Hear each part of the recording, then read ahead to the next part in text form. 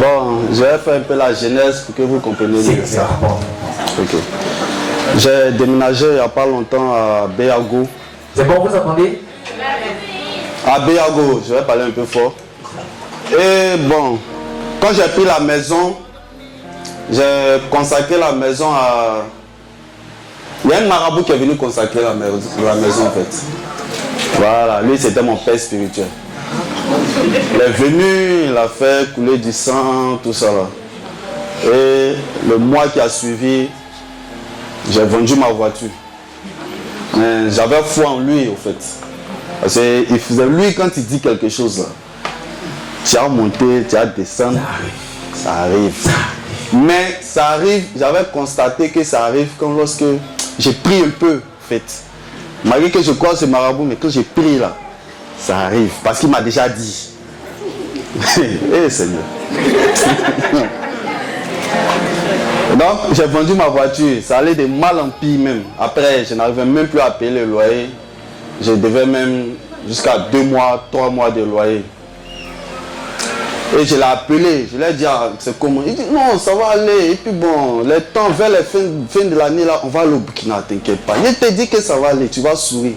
Il dit, ah, mais moi je vois rien. Hein? Même la servante, je lui dois de l'argent. C'est bizarre, franchement, c'est bizarre. Il dit, non, que moi je te dis que ça va. Ils t'ont pas appelé? Il dit, ils m'ont pas, ça fait.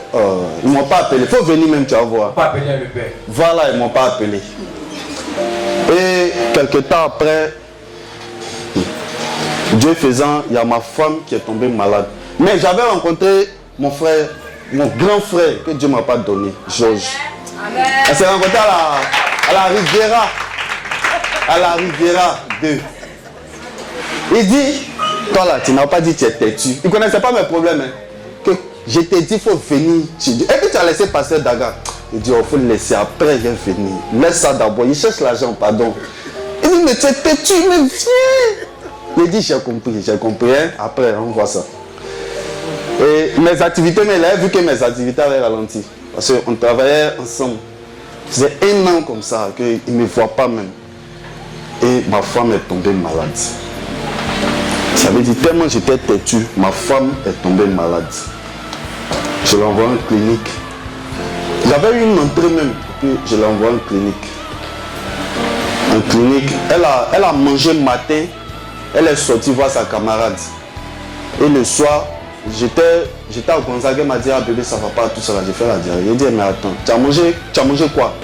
Elle dit, non, après le déjeuner, j'ai rien mangé. Que j'étais chez ma camarade, j'ai bu jus, c'est fini. Elle dit, ok, c'est que ça a passé. Donc le lendemain, je ressors, elle dit, elle a vomi, elle a fait la diarrhée. Il dit, ah mais, attends, c'est que force-toi de manger alors. Il n'y a rien dans ton ventre. Elle dit, elle n'arrive même pas à manger. Que c'est chronique. Donc j'ai arrivé à la maison, mes forces prières là, quelqu'un qui ne va pas à l'église et puis j'ai prié. Et puis elle dit, bon, ça va passer. T'inquiète, faut avoir la foi. Elle dit, ok. Le lendemain, c'est pire. Elle dit, ah, vous arrivez là, c'est qu'on va aller. Puis elle a fondu un coup. Donc on allait dans une clinique de mon quartier. Et puis il y a son petit frère qui vivait chez moi, donc on est descendu, on l'appelait, elle ne pouvait même pas marcher. Donc on allait en clinique. Ils ont fait les examens, ils ont pris l'argent, mis le ballon. À 2 h du matin, ils disent qu'ils ne peuvent rien faire, qu'on doit l'évacuer d'urgence au CHU.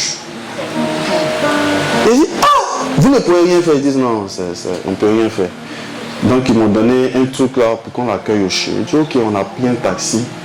Avant même de monter dans le taxi, elle a perdu connaissance. Donc j'ai appelé mon père. Il dit, ok, il va m'attendre au CHU de Trècheville. On va au CHU de Trècheville.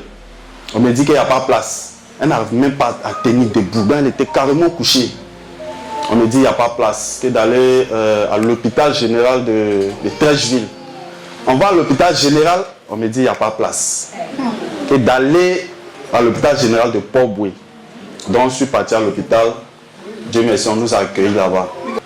2 jours comme ça, ils l'ont remonté. Et puis ils nous ont dit de venir à la maison. Mais la diarrhée n'a pas cessé. Et puis les vomissements. Puis elle n'arrivait pas à manger. Elle a chuté encore, nous sommes repartis à l'hôpital. Comme on avait déjà un dossier ouvert à l'hôpital de Port-Boué. Ils l'ont remonté, ça allait. Et puis nous sommes revenus à la maison. Et comme nous sommes revenus, cette fois, comme si chez moi là-bas, là même, c'était... comme nous sommes revenus là, elle voyait maintenant... C'est-à-dire, elle se lève comme ça, elle dit, ah bébé, ils sont là, ils arrivent. Elle dit, qui arrive? On est deux, qui arrive? Elle dit, non, ils sont là, ils sont là, ils sont là.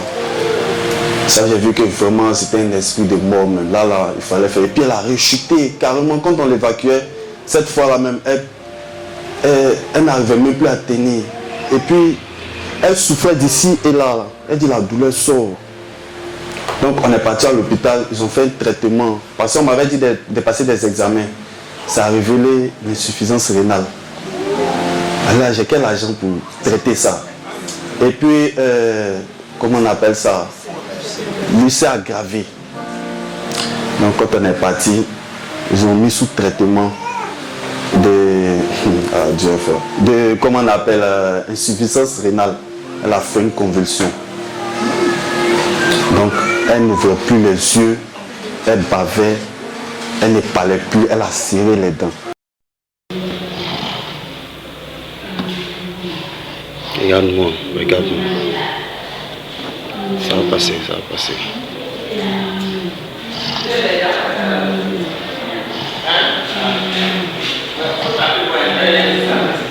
Et puis elle-même, pendant nos conversations, le jour, elle me dit, un jour comme ça, que il y a sa grand-mère qui a décidé à côté d'elle que quand quelqu'un fait ça, c'est que la personne est en train de partir. Donc, je me suis calmé, j'étais seul à l'hôpital. J'ai pris une vidéo.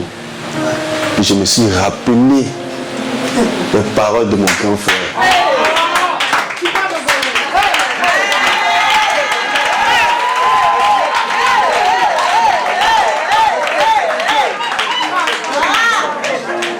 Donc, je lui ai envoyé la vidéo directement.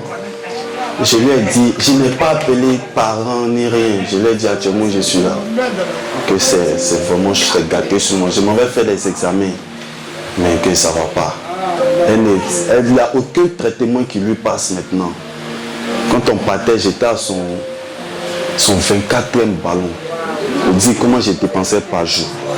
Elle dit en moyenne entre 30 et 50 000 par jour que tu dois dépenser. Donc ils l'ont enlevé aux urgences, ils l'ont mis dans une salle carrément même pour la traiter, pour administrer un autre traitement. Je suis parti, je l'ai laissé là, je suis parti faire les examens. Je t'ai dit que tous les examens qui m'ont monté étaient positifs. Ça veut dire où on était là, où on était assis là. Moi-même j'étais parti, j'étais devenu fou. Et elle ne parlait pas, faisait rien, donc ils lui ont donné un ballon qui pouvait la nourrir et autres, les trucs comme ça. Donc, on était carrément au 34e ballon. Elle ne parlait toujours pas. Donc, quand j'ai appelé mon grand frère, il a dit, laisse, papa va venir. Je l'ai rappelé, il dit, mais papa est où? À 10h. Il dit, papa va venir. À midi, il dit, papa va pas venir. Il dit, papa arrive. Il dit, ok.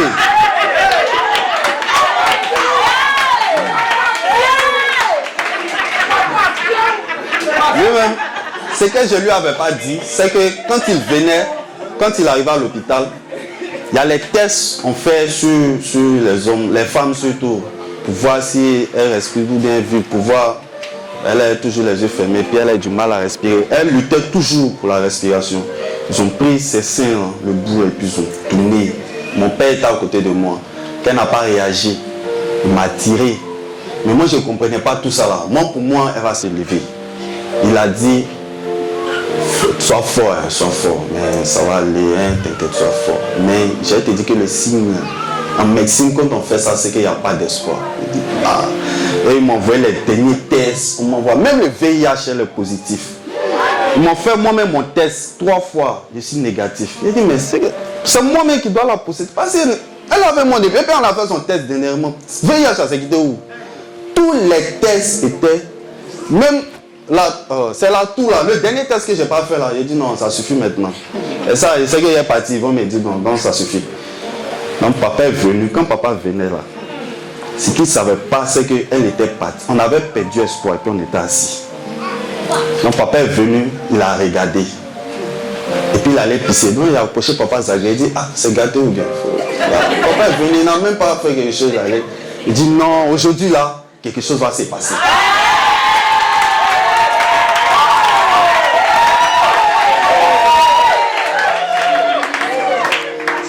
Donc il est parti pisser, il est venu. Puis il a dit, j'ai compris, j'ai compris. Donc papa est rentré. Il y avait elle-même, sa grand-mère qui était là, qui empêchait papa même de prier. Parce que quand il passe sur ses pieds, il a commencé sur ses pieds. Elle est là aussi, je ne sais pas si elle aussi, elle fait prier. Au nom de Jésus, papa dit, maman, pardon, il faut sortir, on va faire notre travail.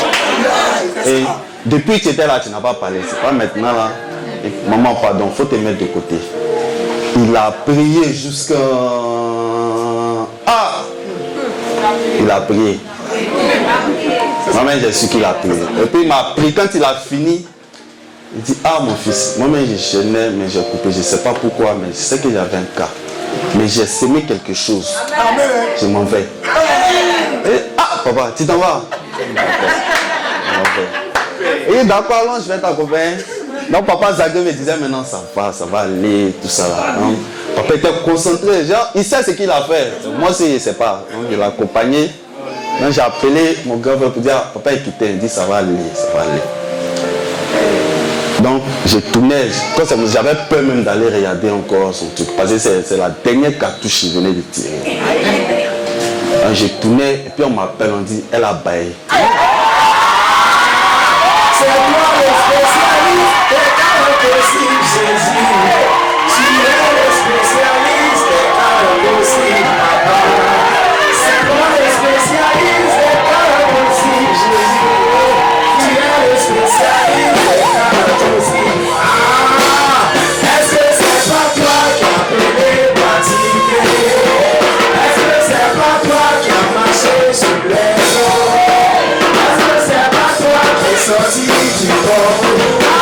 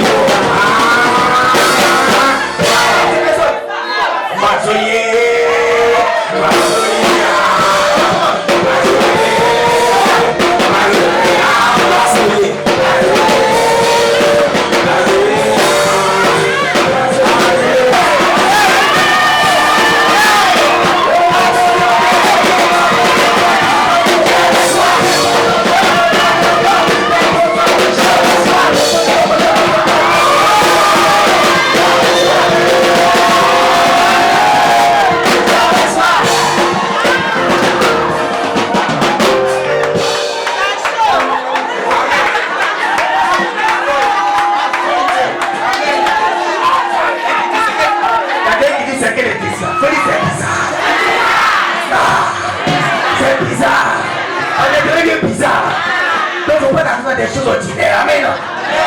Ok, amen.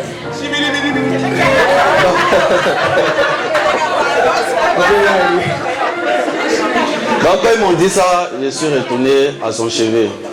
Il y avait mon père qui était là déjà. Il a dit, ah, elle a baillé, mais le père spirituel, l'homme de Dieu, il dit, oh, c'est mon père.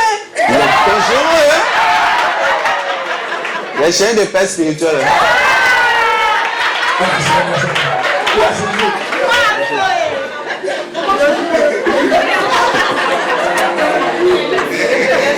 Donc quand je suis venu,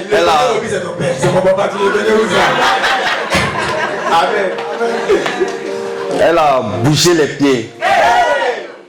Et quand il est parti, hein, je ne l'ai même pas appelé. Moi-même, je lui ai dit le dimanche, tu sais ce que tu as fait. Elle a bougé les pieds. Et il y a un groupe qui est venu à minuit prier pour elle. Mais quand elle a bougé les pieds, donc ils sont revenus, on a appelé les docteurs qui sont revenus, quand ils l'ont pincé, elle a fait ce geste. Donc ils ont su que son âme était revenue. Donc les gens continuaient à passer à prier, mais moi j'étais déjà... Parce qu'il y a des gens qui prient dans les hôpitaux, là, quand ils s'en vont, ils prient. Et le jour où papa était venu prier, là, j'avais tellement l'esprit de moi me sentait dans le truc. Il y avait une fille qui était à côté d'elle, qui a rendu l'âme, la nuit. Elle était là-bas, parce que moi je dormais pratiquement là-bas. Elle a rendu l'âme, Donc les gens venaient prier pour elle, donc j'avais confiance, j'avais mis ma foi maintenant dans la prière. Amen. En tout cas, bon, le deuxième jour, elle s'est levée. Et puis c'était rapide parce qu'ils ont dit, quand il y a la convulsion comme ça, Et vu son état là, elle pourrait faire une semaine dedans. Et puis, tous les tests qu'ils ont montrés. Donc après, le surlendemain, j'ai demandé un test. Ils ont envoyé les tests. Ils ont dit non, elle est très, son statut est normal. Donc elle peut rentrer et dire, on va la retenir d'abord. Mais que quoi? On dit tout est normal.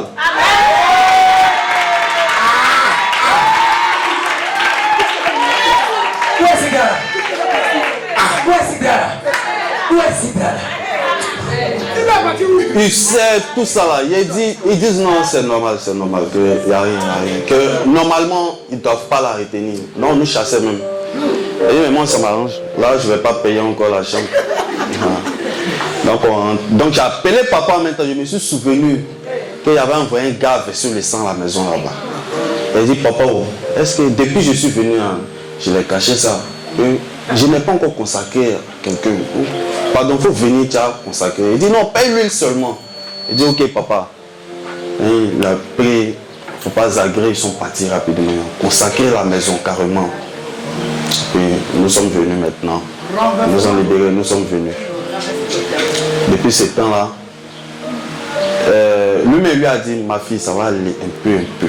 Mais son ça va aller là, elle s'est rétablie spectaculairement. C'était, voilà. Eux-mêmes, ils n'ont pas, même moi-même qui suis là, je suis étonné. Parce qu'elle était, elle marchait même pas. Marcher même c'était, elle est bien venue ici. Marcher même c'était un problème. Et Dieu merci, elle mange, même à 5 heures, elle mange, à 4 heures, elle mange. On est venu même à, c'est manger là qui nous a retardé dans l'arrivée.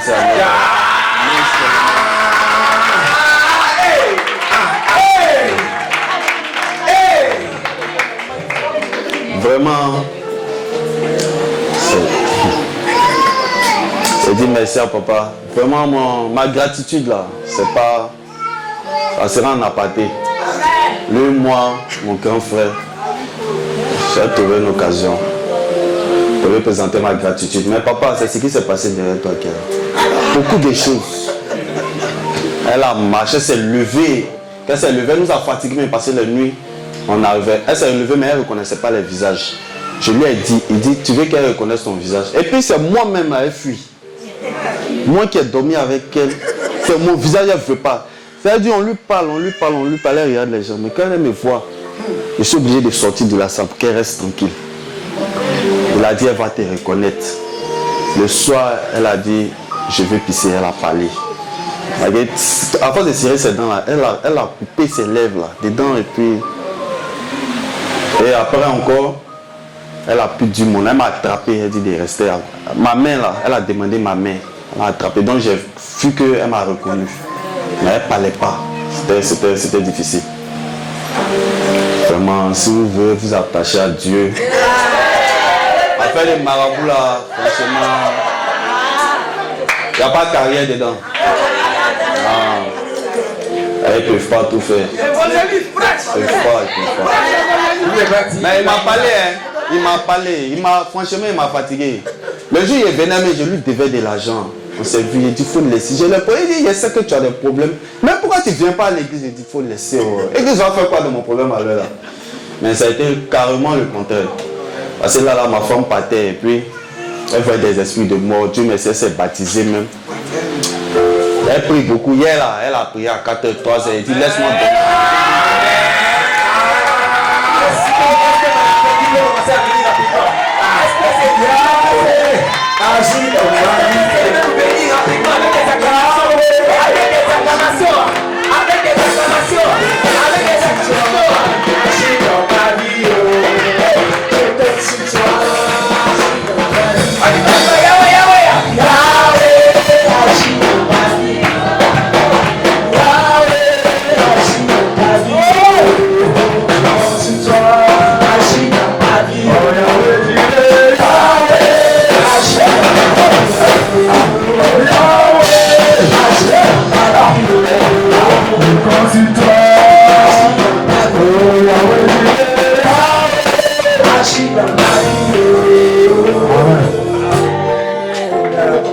Voilà.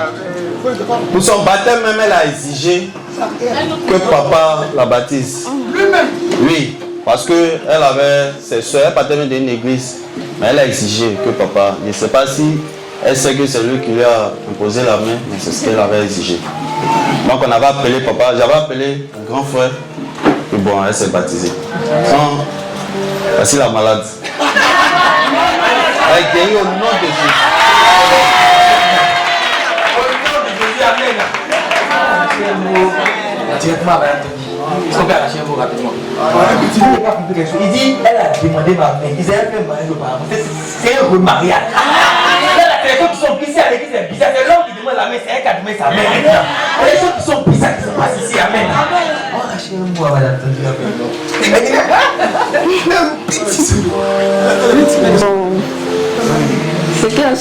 Ce qui s'est passé, sincèrement, moi je me rappelle de rien. Voilà, rien même. C'est, je crois, le jour où on est venu dormir ici, c'est à partir de ce jour qu'il a commencé à m'expliquer un peu que voilà, tu es tombé dans le coma 3 jours, que bon, voilà ce qui s'est passé. Moi-même, mes propres habits, même quand on me demande c'est pour toi, je dis non. Que c'est pas pour moi. Je ne reconnaissais rien et personne. Il y a des gens, même mes soeurs, qui sont passées me voir, tout ça. C'est lui qui m'a dit telle personne est venue, telle personne. Sinon, je n'ai vu personne. Voilà, c'est tout ce que je me rappelle. Est-ce qu'on peut acclamer? Est-ce qu'on peut offrir au fond d'acclamation pour nous qui savons c'est bon le témoignage de Dieu. Pendant qu'ils sont est-ce qu'on peut acclamer Dieu pour l'aide?